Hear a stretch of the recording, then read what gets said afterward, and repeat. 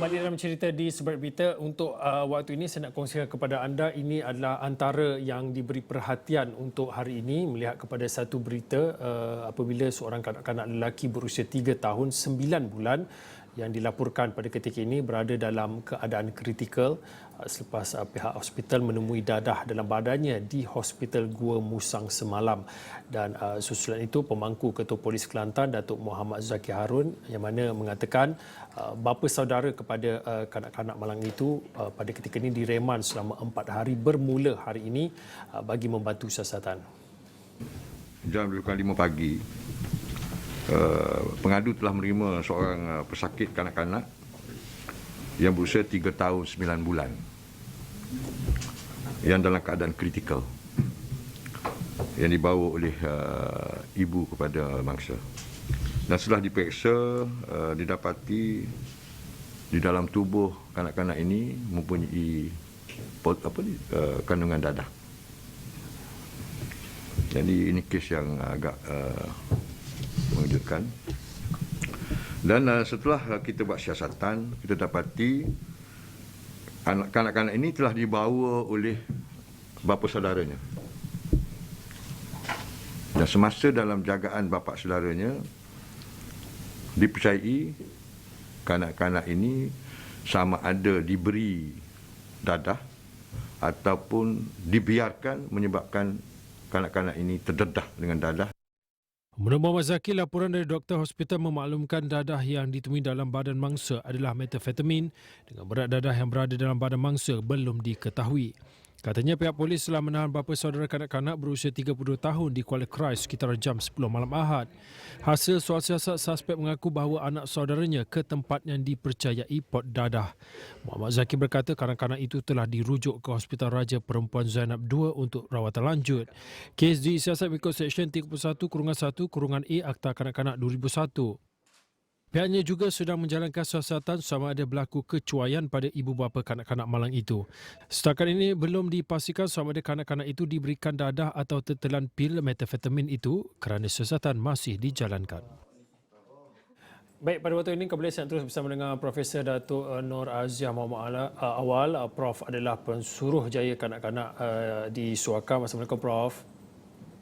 Assalamualaikum warahmatullahi wabarakatuh. Prof, ini berita yang cukup menyayat hati pada waktu ini. Sudah tentu kita melihat dan kita tahu polis masih lagi membuat siasatan, tetapi daripada sudut melihat kepada hak dan juga perlindungan bagi kanak-kanak, mungkin Prof boleh kongsikan sedikit sebanyak di mana kita terlepas pandang apabila kita bercakap tentang hak untuk melindungi ataupun memperkasakan perlindungan bagi kanak-kanak daripada unsur-unsur negatif sosial seperti ini. Ya, sebenarnya kes ni kan saya sangat terkejut dengan muka cerita lah. Sebab kanak-kanak tu belum 4 tahun pun. Dan dari segi itu, siapa yang telah yang patutnya menjaga kanak-kanak itu dan adakah kanak-kanak itu diabaikan. Ya? Jadi ada berlaku kecuaian dan pengabaian di sini. Sebab kanak-kanak umur 3 tahun lebih ni, dia takkanlah dia tahu dia mungkin tak tahu itu dadah, tapi adakah dadah itu dalam bentuk yang sangat menarik perhatian dia, macam rupa macam coklat ke gula-gula ke yang menyebabkan dia mengambilnya. Tapi saya merasakan bahawa ada unsur kecuaian dan kita sepatutnya dari segi kanak-kanak ni, kenapa pula anak kata menurut polis mungkin anak itu dibawa ke tempat pot dadah? Kenapakah anak sebesar itu dibawa ke tempat sedemikian? Jadi dari segi itu kita rujuk pada akta kanak-kanak. Memang kanak-kanak satu tak boleh dibiarkan berada di rumah tanpa penjagaan ataupun pengawasan orang dewasa. Dan satu lagi, kalau kita membawanya ke tempat-tempat tertentu dan meledahkannya kepada bahaya, tentulah orang yang membawanya itu boleh dipertanggungjawabkan atas kecederaan yang berlaku kepada kanak-kanak itu. Jadi undang-undang kita ada, tetapi berlaku kecuaian di situ saya rasa dari segi pihak penjaga dan juga orang yang mungkin dipercayai untuk menjaga kanak-kanak tersebut. Prof, kita tidak mahu untuk terlalu menjurus kepada motif siasatan kerana perkara ini masih lagi disiasat oleh pihak berkuasa, tetapi seperti apa yang Prof katakan, kita melihat daripada segi sudut perlindungan, jelas mungkin akan ada berlakunya kecuaian daripada sudut perlindungan kanak-kanak. Tetapi saya nak bawa Prof untuk melihat kepada komuniti itu sendiri. Bagaimana kita perlu lihat kesedaran dalam komuniti untuk bersama-sama melindungi, kerana kanak-kanak macam Prof katakan tak sampai pun umur 4 tahun lagi, apalah saja untuk kanak-kanak yang berusia 4 tahun ni tahu tentang apa yang mereka ambil, apa yang mereka pergi. Jadi komuniti itu, bagaimana Prof boleh melihat kita perlu ambil tahu apa yang berlaku di sekeliling kita, Prof? Ya, betul. Saya sebenarnya bukan je ahli masyarakat, tapi kita sendirilah sebagai ibu bapa, penjaga, pengasuh dan jiran tetangga perlu mengambil perhatian kepada isu keselamatan kanak-kanak. Kita kenalah juga menjaga tepi kain lah kata orang, ya, sampai dalam hal kanak-kanak ni, sebab dia tak boleh nak bercakap, nak menerangkan masalah yang dia hadapi. Jadi dia perlu, kita lah yang menjadi mata dan telinga kanak-kanak ini. Jadi bagi saya, kalaulah katakan ibu kanak-kanak meninggalkan kanak-kanak dengan orang tertentu untuk dijaga, orang itu ada tanggungjawab memastikan kanak-kanak itu berada dalam selamat.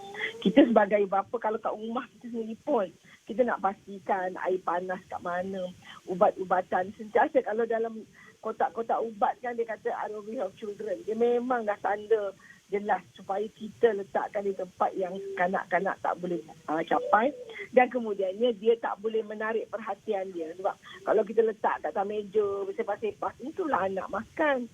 Anak sekarang ni kalau yang usia antara tahun ke 2 tahun, dia baru nak belajar berjalan, dia merangkak, jumpa apa je. Saya ada cucu umur 10 bulan, jumpa apa kat lantai ngap masuk mulut. Kita lah yang nak cepat segera menyelamatkan kanak-kanak itu. Jadi bagi saya, semua orang, ahli masyarakat, ibu bapa terutamanya, dan juga penjaga kepada kanak-kanak, semakin kanak-kanak itu meningkat usia, dia ada curiosity. Kanak-kanak ni dia akan selalu rasa, oh ni apa dia ni, oh ni nampak cantik, dan dia cara dia merasa ataupun nak memahamkan benda tu ialah dengan merasanya, memasukkannya ke dalam mulut dan menelannya. Dia ingat itu makanan yang dia boleh makan. Jadi kita, saya rasa semua orang perlu ambil perhatian. Dan kalau kita diberi amanah untuk menjaga kanak-kanak, kita kena pastikan rumah kita tidak ada barang yang tajam, tak ada ubat-ubatan bersepah-sepah dan sebagainya. Prof, mungkin yang terakhir sekali, kami sering melakukan temu bual bersama Prof apabila kita bercakap tentang hak kanak-kanak ini. Dengan laporan berita yang terbaru ini, mungkin sudah tiba masanya, ya Prof, untuk kita tak perlu lagi berlengah-lengah apabila kita bercakap tentang pendidikan. Kita fokus tentang pendidikan untuk perlindungan kanak-kanak secara keseluruhannya. Bukan saja membabitkan kes yang baru ini, membabitkan dadah, tetapi dari segenap aspek, khususnya kita melihat kepada perlindungan kanak-kanak. Pendidikannya perlu bermula daripada mana, Prof? Ya, sebenarnya pendidikan untuk melindungi kanak-kanak ini bermula dari rumah kita sendiri. Kemudiannya di sekolah. Saya rasa kalaulah kanak-kanak daripada usia yang sangat muda itu dimaklumkan bahawa ini bahaya, dia tak boleh buat. Ya. Nanti bila dia besar dan menjadi ibu, dia akan ingat bahawa dia pernah diberikan maklumat tersebut. Sama juga macam kita kat rumah ya, ada pendawaian dan sebagainya. Kalau itu sering dikeluarkan, jadi kalau dia iklan di YouTube tu, dia kan ada iklan once a while. Dan saya rasa itulah cara sekarang ini, sebab orang menggunakan cara moden ini, maka kita perlu ada iklan yang pendek, 30 saat dan sedikit, untuk menunjukkan bagaimana kita boleh memberi perlindungan kepada kanak-kanak supaya mereka menjadi selamat walau di mana mereka berada. Kalau macam saya tengoklah pergi ke shopping kompleks, anak berjalan dekat eskalator, semua itu perlu kita berikan secepat mungkin, buat iklan pendek supaya orang akan sedar bahawa mereka perlu menjaga keselamatan anak mereka walau di mana mereka berada. Baik, terima kasih.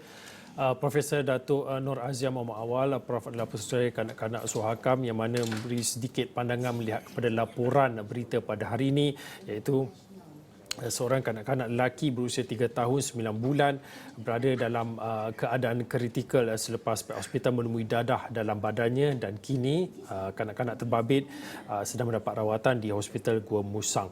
Baik, saya kira itu saja untuk waktu ini cerita di Sebelum Berita. Saya Fauzin, kita jumpa lagi.